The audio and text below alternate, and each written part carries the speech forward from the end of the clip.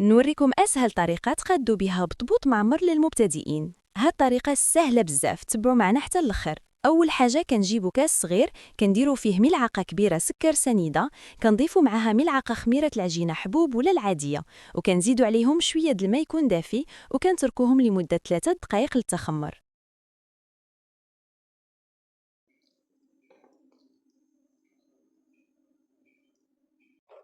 من بعد كنجيبو شي حاجه فاش نخلطوا المقادير ديالنا.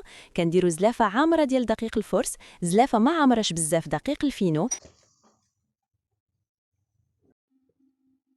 ملعقه كبيره زيت المائده والملح على حسب الذوق.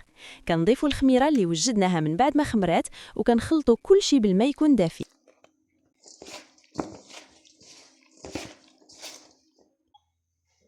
حاولوا تخلط مزيان العجينه، حيت هذه ديال الخبز معمر كتبغي تكون معجونه مزيان. من بعد فاش كنحصلوا على العجين ديالنا، كنخليوها تخمر لمده بين 20 و 30 دقيقه. من بعد ما تكون تخمرات، كنجبدوا العجين ديالنا وكندلكو مزيان، وكنستعملوا دقيق الفرس. كتزيد شويه بشويه باش تسهل علينا عمليه الدلك. ومن بعد كنقطعوا الخبيزات ديالنا على حساب العبار اللي بغينا. فاش كنساليو كنديروا المقيله ديالنا تسخن مزيان، على عافيه تكون مجهده وبالصحه والراحه. العماره كتبقى على حساب كل واحد وباش كيعمر.